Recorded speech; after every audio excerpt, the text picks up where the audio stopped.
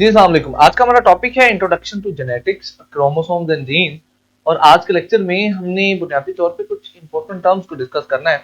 उन टर्म्स में आज हम जेनेटिक्स के बारे में बात करेंगे, जेनेटिक्स क्या होती है, इसके अलावा इनहेरिटेंस का क्या मतलब है, ट्रेट का क्या मतलब है, जीन्स क्या होते हैं, क्रोमोसोम्स और क्रोमेटिन में क्या फर्क है, और इसके अलावा जो न्यूक्लियोसोम है और हिस्टोन प्रोटीन्स है, ये क्या चीजें हैं। आज हमारा बेसिक फोकस जेनेटिक्स के हवाले से, ओवरऑल जेनेटिक्स के हवाले से जितनी भी टर्म्स हैं उन पे होगा। चलिए बेटा स्टार्ट करते हैं from the very first term, और वो है जेनेटिक्स।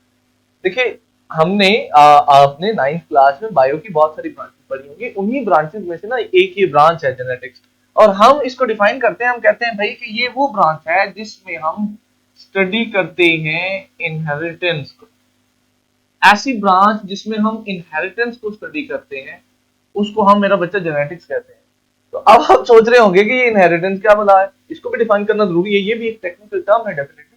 और इवन 9th में भी जब मैं बच्चों को हमेशा कहता हूँ कि जब आपसे जेनेटिक्स पूछा जाए तो आपने उसके साथ फिर इनहेरिटेंस को लाजमी डिफाइन करना है, बिकॉज इफ यू वांट तो फिर समझ नहीं आएगी ना कि जेनेटिक्स में आप बुनियादी तौर पर पढ़ते क्या। तो अब जरा इनहेरिटेंस की बात कर लेते हैं कि ये क्या भला है मेरा बेटा।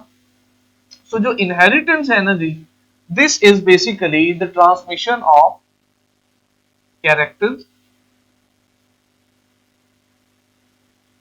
from parents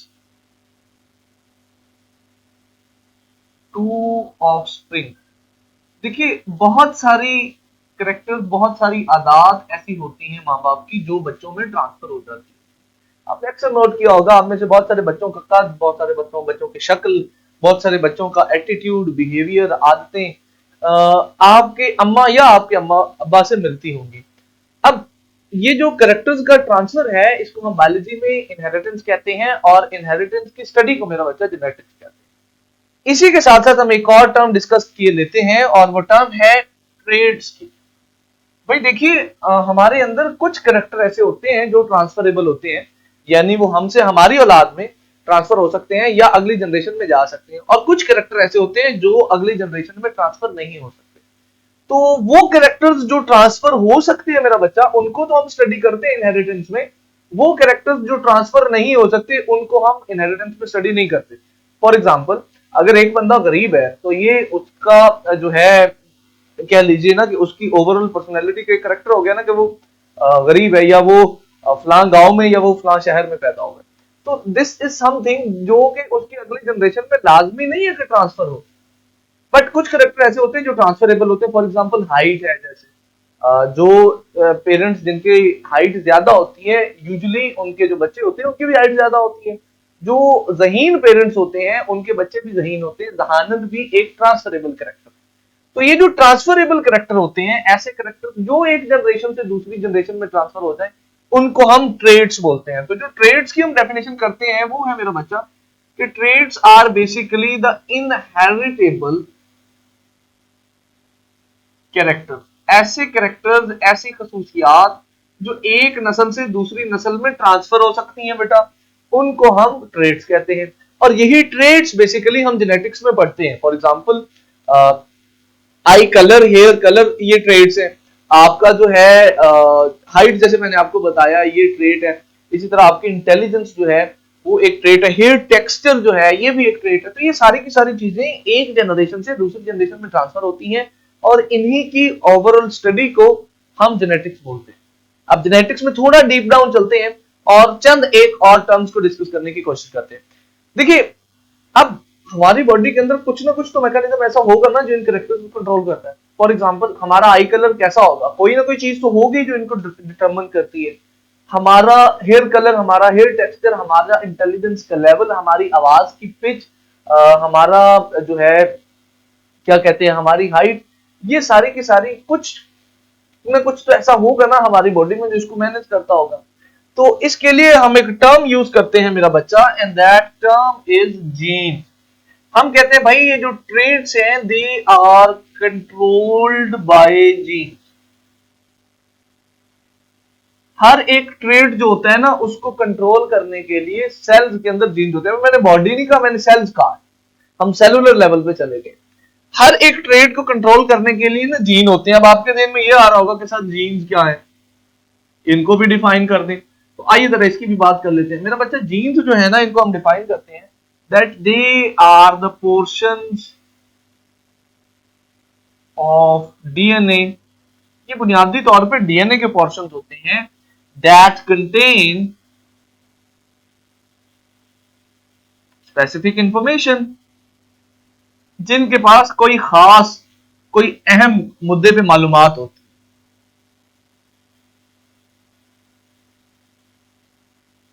तो मेरा ख्याल है ये डिफाइन हो गया कि जीन क्या है। भाई ये डीएनए का पार्ट होता है जीन, और इसके पास किसी ट्रेट के हवाले से कोई खास इंफॉर्मेशन होती है, और ये बेसिकली उस ट्रेट को कंट्रोल कर रहा होता है। हमारा जीन का प्रॉब्लम भी हल हो गया। अब आप सोच रहे होंगे सर ये डीएनए क्या बना, ये डीएनए क्या चीज है। अब इस डीएनए को अंडरस्टैंड करने के लिए हम मेरा बेटा सेलुलर लेवल पे जाएंगे, और मैं सेल को स्टार्ट करने जा रहा हूं। वैसे हमारा अभी नेक्स्ट टॉपिक जो है that is basically chromosomes and genes. तो जीन्स को तो हमने वैसे ऑलरेडी डिस्कस कर लिया है। अभी हम इस डीएनए को और ये जो क्रोमोसोम्स हैं, इन दोनों टर्म्स को मेरा बच्चा डिस्कस करने की कोशिश करेंगे। देखिए एक सेल के अंदर ना, for example if I am gonna draw a cell over here, तो ये आप 9th में कुछ चीजें पढ़ के आए हैं कि एक सेल में एक न्यूक्लियस होता है। Now this is a whole cell, this is going to be the cytoplasm and this is going to be a nucleus। अच्छा, अब न्यूक्लियस के अंदर आपने ये पढ़ा होगा कहीं ना कहीं कि इस तरह की कुछ चीजें मौजूद होती हैं। इन चीजों को हम कहते हैं chromosomes. Now these are basically the chromosomes. ये आप 9th में पढ़ के आए हैं। अब हमें 9th से ये पता है कि सेल्स में, न्यूक्लियस के अंदर कुछ स्ट्रक्चर्स मौजूद होती हैं जिनको कहते हैं क्रोमोसोम्स। सो ये जो क्रोमोसोम्स हैं बुनियादी तौर पे they are present in nucleus, ये न्यूक्लियस में मौजूद होते हैं। इनके बारे में, क्रोमोसोम्स के बारे में दूसरी बात जो है, जो इंटरेस्टिंग बात है, वो ये है कि they are usually present in pairs. ये मेरा बच्चा ना पेयर्स की फॉर्म में मौजूद होते हैं। अब पेयर्स की फॉर्म में कैसे, आप 9th में चैप्टर 5 में कहीं ना कहीं पढ़ के आए होंगे कि क्रोमोसोम्स हमेशा ऐसे मौजूद होते हैं, एक इनका पेयर ये मौजूद होगा, एक इनका पेयर ये मौजूद होगा। तो ये जो पेयर्स होते हैं क्रोमोसोम्स के, इनको हम एक स्पेशल नाम देते हैं बेटा। इनको हम कहते होते हैं होमोलोगस क्रोमोसोम। यानी एक क्रोमोसोम होगा तो उसको सिर्फ क्रोमोसोम बोलेंगे, और अगर वो पेयर की फॉर्म में होगा तो हम बोलेंगे दिस इज होमोलोगस क्रोमोसोम। अब ह्यूमंस की बात करें तो ह्यूमंस के अंदर जो टोटल क्रोमोसोम्स की तादाद है बेटा, वो होती है 46। यानी हमारे हर सेल के अंदर 46 क्रोमोसोम्स होते हैं, and they are always present in the form of 23 pairs of chromosomes. और ये 23 पेयर्स की फॉर्म में मौजूद होते हैं।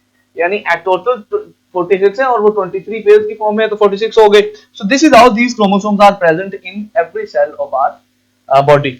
अच्छा, ये जो क्रोमोसोम नंबर है इसका फिक्स होना बड़ा जरूरी है। हर एक स्पीशी के लिए ना ये जो क्रोमोसोम नंबर है ये फिक्स होता है, ये भी हमें याद रखना है। और अगर ये क्रोमोसोम नंबर आगे पीछे हो जाएगा तो फिर प्रॉब्लम हो जाएगी, फिर बंदा नॉर्मल नहीं होगा, बंदा एबनॉर्मल होगा। अब थोड़ा आगे चलते हैं और ये अंडरस्टैंड करते हैं कि ये क्रोमोसोम किस चीज के बने होते हैं। भाई कोई ना कोई चीज होगी ना जिसमें क्रोमोसोम को भी बनाया होगा। याद रखिए, मैंने आपको ना ये डीएनए पे लेके जाना है। इस डीएनए के लिए हम इतनी सारी डिस्कशन कर रहे हैं, ठीक है जी।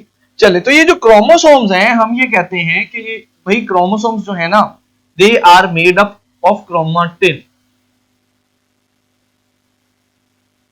chromosomes are made of chromatin। Chromosomes जो है ना बेटा क्रोमाटिन के बने हो। ये क्रोमाटिन जो है this is basically a thread like structure. ये थ्रेड लाइक स्ट्रक्चर होता है। आप ऐसे समझिए कि this chromatin is basically a structure like this, ऐसे ऐसे करके, और इसके मिलने से, क्रोमाटिन के मिलने से ये ऐसे क्रोमोसोम बना होता है। नाउ ये इन थ्रेड्स ने मिलके इस तरह से क्रोमोसोम बनाया होता है। Now this is basically a chromosome, right. Chromatin के मिलने से क्रोमोसोम बना होता अब थोड़ा आगे चलते हैं और एक और बात को अंडरस्टैंड करते हैं, एंड दैट इज कि ये क्रोमेटिन किस चीज से मिला होता है। भाई यहां पे अब आपको बात समझ आएगी, ये देखिएगा।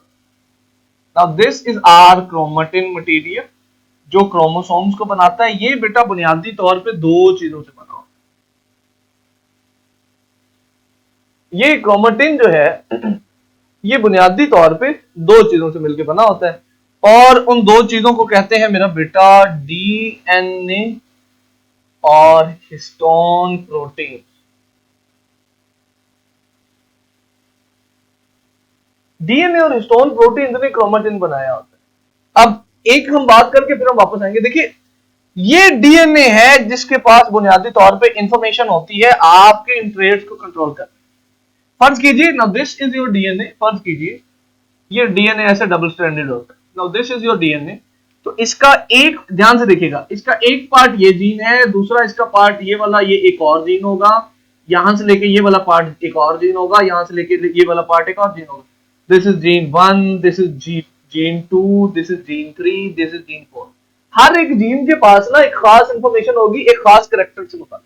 फॉर एग्जाम्पल ये कद को कंट्रोल कर रहा है, ये इंटेलिजेंस को, ये कलर को, ये आई कलर को, वो स्किन कलर को, चौथा हेयर कलर को, right. This is how these parts of DNA जिनको हम जीन कह रहे हैं, ये मेरा बेटा इन ट्रेड्स को कंट्रोल करते हैं, उन कैरेक्टर्स को कंट्रोल करते हैं जो इनहेरिटेबल होते हैं, जो एक नस्ल से दूसरी नस्ल में ट्रांसफर होते हैं, ठीक है।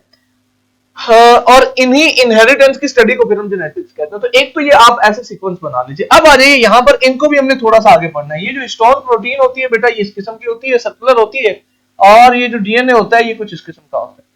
तो होता क्या है कि क्रोमेटिन मटेरियल के अंदर, सुनिएगा क्रोमेटिन बनता कैसे। ये डीएनए इस हिस्टोन के ऊपर रैप कर लेता है जस्ट लाइक दिस। ये देखिएगा जरा, ये इस तरह से को रैप कर लेगा। ये आपके पास हिस्टोन प्रोटीन है, ये डीएनए डबल स्ट्रैंडेड, तो ये ऐसे करके इसके ऊपर रैप कर लेगा हिस्टोन प्रोटीन को। अब डीएनए और हिस्टोन प्रोटीन के एक दूसरे के ऊपर रैप करने से जो स्ट्रक्चर बनती है, ये रैप वो वाला रैप नहीं है जो आरएपी होता है, ये डब्ल्यूआरएपी वाला रैप है, जिसका मतलब है कि ये इसने इसके ऊपर कर्ल कर दी। सो ये जो स्ट्रक्चर बनती है इसको मेरा बेटा कहते हैं न्यूक्लियोसोम। जो क्रोमेटिन होता है वो बुनियादी तौर पे इसी न्यूक्लियोसोम से बना। डीएनए और हिस्टोन प्रोटीन मिलते हैं और इस तरह के स्ट्रक्चर बना लेते हैं जिसको हम हिस्टोन कहते हैं। नाउ विजुअली ये हिस्टोन कुछ इस तरह का लगता है। आप यहां पे देखिए तो आपको ये पर्पल कलर के, if I am not wrong, purple colour के ये गोल गोल जो ऑब्जेक्ट नजर आ रहे हैं, this is basically the histone protein, और इसके ऊपर ये पैरेट कलर का जो स्ट्रिंग राउंडेड है, ये बुनियादी तौर पे डीएनए। तो इसी तरह हिस्टोन और डीएनए आपस में कनेक्टेड होते हैं और उनके मिलने से जो ओवरऑल स्ट्रक्चर बन रही है इसको मेरा बच्चा कहते हैं हम न्यूक्लियोसोम। और ये न्यूक्लियोसोम जो है ये मिल के क्रोमेटिन बनाता है, क्रोमेटिन मिल के क्रोमोसोम्स बनाते हैं जो कि हमारे न्यूक्लियस में मौजूद होते हैं। I hope you people get it. अगर आपको कोई सवाल हो तो आप मुझसे पूछ सकते हैं। See you in the next class. अल्लाह हाफ़िज़।